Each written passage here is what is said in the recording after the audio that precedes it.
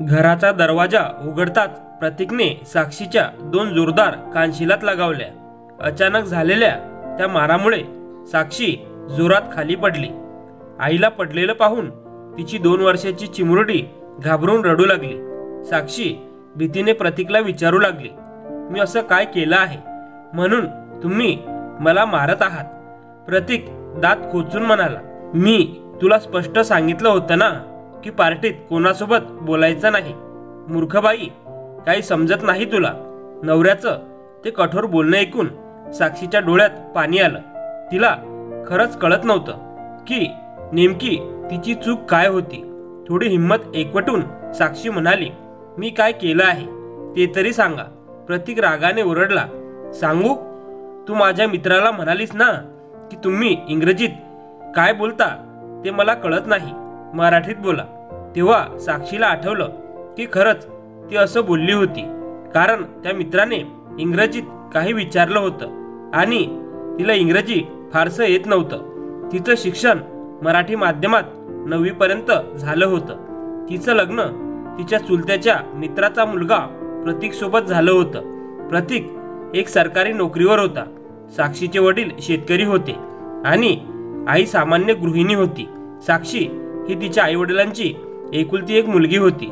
तिच्या आईवडिलांनी तिच्या लग्नात भरपूर काही देण्याचा निर्धार केला होता आणि हुंड्याच्या लोभामुळे प्रतीकच्या घरच्यांनी हे लग्न मान्य केलं। साक्षी ही रंगरूपाने सुंदर, स्वभावाने सौम्य, सुसंस्कृत आणि व्यवहारशीर होती। मात्र प्रतीक स्वभावात याच्या अगदी विरुद्ध गुण होते। तो खूप अहंकारी आणि असंवेदनशील होता। त्याला स्वतःच्या पदाचा व प्रतिष्ठेचा खूप गर्व होता। तो इतरांना विशेष महत्त्व देत नसे, विशेषतः साक्षीला तर तो अजिबात किंमत देत नसे। त्याच्या मते बायको ही फक्त शारीरिक सुखासाठी आणि घरातील कामासाठीच असते। प्रतीक आणि साक्षीचं लग्न होऊन 3 वर्षे झाली होती। या 3 वर्षात एकही असा दिवस गेला नाही ज्या दिवशी त्याने तिला टुमणे दिले नाहीत। तिच्या साध्या राहणीमानावरून, कमी शिक्षणावरून तो नेहमीच तिला कमी लेखायचा। टुमण्यांबरोबरच तो तिच्यावर शारीरिक हिंसाही करायचा। अगदी किरकोळ कारणांसाठीही तिच्यावर ओरडणं, मारहाण करणं हे त्याच्यासाठी सामान्य बाब झाली होती। या रोजच्या भांडणांमुळे आणि सतत होणाऱ्या किरकिरीमुळे साक्षीच्या मनावर खूप ताण आला होता। पण आज तिने ठरवलं होतं, काही झालं तरी गप्प बसायचं नाही। तिने सर्वप्रथम आपले अश्रू पुसले आणि ठामपणे उठून उभी राहिली। प्रतीकच्या डोळ्यात डोळे घालून ती धीटपणे म्हणाली, मला इंग्लिश बोलायला येत नाही याची मला लाज वाटत नाही। मला थोडं फारच इंग्लिश येतं, पण त्याचा अर्थ असा नाही की माझ्यात काहीतरी कमी आहे। माझं मूल्य भाषेवर नाही तर माझ्या विचारांवर आहे। साक्षीचं बोलणं ऐकून प्रतीकच्या चेहऱ्यावर राग ओसंडून वाहू लागला। त्याने रागाच्या भरात तिचे केस ओढले आणि ओरडत म्हणाला, आज तुझी जीभ फारच चालते। एक बावळट बाई, तुला कोणी काडीचीही किंमत देत नाही। या घरात राहण्याची सुद्धा तुझी लायकी नाही। तुझं स्वतःचं काहीच अस्तित्व नाही। ज्या दिवशी तुला या घरातून हाकलून देईन ना, त्या दिवशी तुला भीक मागून जगावं लागेल। तो पुढे म्हणाला, तुझ्यासारख्या अडाणी बाईला कोणीही नोकरी देणार नाही। तुझ्यासाठी एकच काम योग्य आहे, दुसऱ्यांच्या घरात जाऊन धुनी भांडी करणं। तेव्हाच तुझं पोट भरेल आणि सन्मान तर फार दूरची गोष्ट आहे। घटस्फोट घेतलेल्या बाईला समाजात कुठलाही मान नसतो, हे लक्षात ठेव। लोक आज तुला फक्त म्हणूनच इज्जत देतात कारण तू माझी बायको आहेस आणि मी एका सरकारी नोकरीत आहे। हीच तुझी खरी ओळख आहे।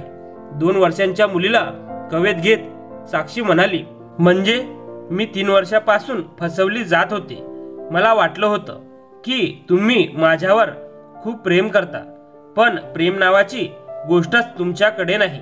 या 3 वर्षात मी फक्त तुम्हावर निस्वार्थ प्रेम केलं, म्हणूनच तुमचे टोमणे, अपमान आणि अत्याचार सगळं निमूटपणे सहन केलं।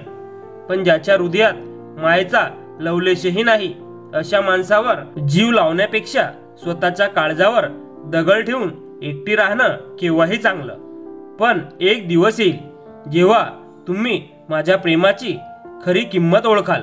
मला वाटायचं की एक ना एक दिवस माझं प्रेम तुम्हाला बदलून टाकेल, पण तो माझा मोठा भ्रम होता. नवरा बायकोच्या नात्यातही स्पर्धा असते हे मला माहीतच नव्हतं. ठीक आहे प्रतीक, आजपासून मी तुमच्या आयुष्यातून कायमची निघून चालली आहे. तुम्ही आता तुमच्या स्टँडर्डला शोभणारी दुसरी एखादी मुलगी आणा आणि लग्न करा. मी तुम्हाला लवकरच घटस्फोटाचे कागद पाठवीन. असं म्हणत साक्षी तिचं आणि तिच्या मुलीचं सामान घेऊन तिच्या आईवडिलांकडे गावाकडे निघून गेली. वाईट काळ असूनही साक्षीने हार मानली नाही. समाजाकडून टोमणे ऐकूनही तिने समाजासाठी काम करायला सुरुवात केली. स्वतःचं दुःख तिने वहीच्या पानांमध्ये उतरवलं. पण ते म्हणतात ना, सूर्याच्या तेज प्रकाशाला सुद्धा आकाशातील काळे ढग काही काळ झाकून टाकतात. तसंच साक्षीमधली सकारात्मक ऊर्जा किती दिवस लपून राहणार होती.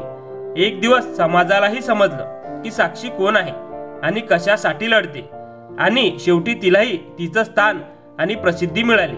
आज 20 वर्षानंतर प्रतीक आणि साक्षीची पुन्हा एकदा गाठ पडली होती. त्यांचे जुने कडवट क्षण पुन्हा त्यांच्या डोळ्यांसमोर तरळू लागले.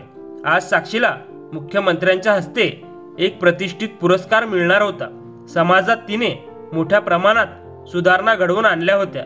घरेलू हिंसाचार, हुंडा यासारख्या समस्यांशी झुंज देणाऱ्या महिलांना तिने न्याय मिळवून दिला होता. आज ती सगळ्यांशी आदराने आणि आत्मविश्वासाने शुद्ध मराठीत बोलत होती. त्या कार्यक्रमात प्रतीकही मागच्या रांगेत हाताची घडी घालून आणि मान खाली घालून उभा होता. कुणीतरी त्याला सांगितलं होतं की त्याची बायको साक्षी हिला पुरस्कार मिळणार आहे.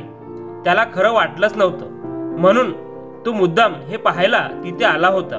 पण एवढ्या गर्दीत जेव्हा त्याने साक्षीला मंचावर पाहिलं तेव्हा त्याच्या डोळ्यावर विश्वासच बसला नाही. जी साक्षी त्याला पूर्वी अडाणी आणि गावंढळ वाटायची, तीच आज ज्ञानाची आणि प्रतिभेची खाण वाटत होती. साक्षीने मराठीत अनेक दर्जेदार पुस्तके लिहिली होती आणि ती एक प्रसिद्ध लेखिकाही बनली होती. त्याचबरोबर ती एक समाजसेविका म्हणूनही परिचित होती आणि समाजात तिला प्रचंड आदर मिळत होता. प्रतीकच्या मनात तिच्यापर्यंत जाऊन तिचं अभिनंदन करावं असं येऊन गेलं, पण त्याला अजूनही धाडस होत नव्हतं. इतक्यात एक पत्रकार पुढे आला आणि इंग्रजीत साक्षीला प्रश्न विचारू लागला. त्यावर साक्षीने हसत नेहमीच्या नम्रतेने उत्तर दिलं, महोदय, कृपया आपला प्रश्न मला मराठीत विचारा, कारण मला फारसं इंग्रजी येत नाही. आणि सगळा सभागृह टाळ्यांच्या कडकडाट साक्षीच्या त्या साध्या पण आत्माभिमानी उत्तराचं कौतुक करत होता. तेव्हा पत्रकार म्हणाला, सॉरी मॅडम, मी माझा प्रश्न तुम्हाला मराठीत विचारतो. मॅडम, तुमच्या मनात सामाजिक सेवा करण्याचा विचार नेमका कसा आला? तुम्ही तुमच्या यशाचं श्रेय कोणाला द्याल? आणि आजकाल लहानांपासून मोठ्यांपर्यंत सगळेच इंग्रजी माध्यमाला खूप महत्त्व देतात, पण तुम्ही तुमचं पुस्तक मराठीत लिहिलं आहे. तुम्हाला असं वाटलं नाही का की त्यामुळे तुम्ही अपयशी ठराल? साक्षी चेहऱ्यावर प्रेमळ हास्य ठेवत शांतपणे उत्तर देत म्हणाली, अजिबात नाही. मला मराठीत बोलताना किंवा लिहिताना कधीही लाज वाटली नाही. उलट मला अभिमान वाटतो की मी माझ्या मातृभाषेत काम करत आहे. परिस्थिती हाच माणसाचा सर्वात मोठा गुरु असतो. तीच आपल्याला खऱ्या अर्थाने घडवते आणि मजबूत बनवते. मी त्या व्यक्तीचा आभार मानते ज्याने मला त्याच्या आयुष्यातून आणि घरातून बाहेरचा रस्ता दाखवला. त्याच्या कृतीमुळे माझ्या मनातील स्वाभिमान जागृत झाला आणि मी एक आत्मविश्वासू स्वाभिमानी स्त्री बनली. त्याच्या निर्णयामुळेच मला स्वतःसाठी आणि समाजासाठी काहीतरी करण्याची संधी मिळाली. याचबरोबर मला माझ्या आईवडिलांचेही अमूल्य मार्गदर्शन आणि आशीर्वाद मिळाले. म्हणूनच आज जे काही मी आहे त्या सगळ्यांना मी तुमच्या माध्यमातून मनापासून धन्यवाद देते. मी सगळ्या स्त्री पुरुषांना एकच सांगू इच्छिते, आपली मराठी भाषा कधीच कमी लेखू नका. ती आपल्या महाराष्ट्राची ओळख आणि शान आहे. ही भाषा प्रत्येकाच्या हृदयात खोलवर रुजलेली आहे. यश मिळवण्यासाठी इंग्रजी नव्हे तर तुमची जिद्द, चिकाटी आणि माणसाला निश्चय महत्त्वाचा असतो. थोड्या वेळाने जेव्हा प्रतीकने साक्षीला एकटी पाहिले तेव्हा तो तिच्याकडे गेला आणि म्हणाला, साक्षी, आपली मुलगी कशी आहे? आता ती नक्कीच मोठी झाली असेल. साक्षी हसत म्हणाली, माझी मुलगी एकदम ठीक आहे. आता ती अभ्यास करत करत माझ्यासोबत सामाजिक कार्यही करू लागली आहे. प्रतीक म्हणाला, साक्षी, तू असं का बोलतेस? ती मुलगी माझीही आहे. मला माफ कर साक्षी, मी तुझी किंमत ओळखू शकलो नाही. तू माझ्या आयुष्यातून निघून गेल्यावर मी ऑफिसमध्ये काम करणाऱ्या एका मुलीशी पुनर्विवाह केला. मला 2 मुले आहेत, पण घरात मला कोणीही आदर देत नाही. माझी बायको तर छोट्या छोट्या गोष्टींसाठी माझं करिअर खराब करण्याची धमकी देते आणि माझं करिअर वाचवण्यासाठी मी तिचं सगळं गुपचूप सहन करत आहे. साक्षी, जी आपल्या नवऱ्याचं हे दुःख शांतपणे ऐकत होती, हात जोडून म्हणाली, माफ करा सर, पण मी तर फक्त असक्षम माणसाची मदत करते. तुम्ही तर सक्षम आहात, त्यामुळे मला माफ करा, पण मी तुमची मदत करू शकत नाही. त्यावेळी साक्षीची मुलगी आली आणि ती दोघं तेथून निघून गेली. प्रतीक लाजून खाली मान घालून सगळं ऐकत होता. त्याला आज काहीही म्हणायचं नव्हतं. तो शांतपणे त्याने तिरस्कृत केलेल्या बायकोला जाताना पाहत होता, कारण तो आज मजबूत नव्हता, पण खऱ्या अर्थाने साक्षीच मजबूत झाली होती. मराठी ही केवळ एक भाषा नाही, तर ती महाराष्ट्राचा आत्मा आहे. चला तर मग आपण तिचा गोडवा आणि सौंदर्य अभिमानाने स्वीकारूया आणि पुढे नेऊया. तर मित्रांनो, कशी वाटली कथा कमेंट करून नक्की सांगा. आणि कथा आवडली असेल तर व्हिडिओला लाईक आणि चॅनलला सबस्क्राईब करायला विसरू नका. धन्यवाद.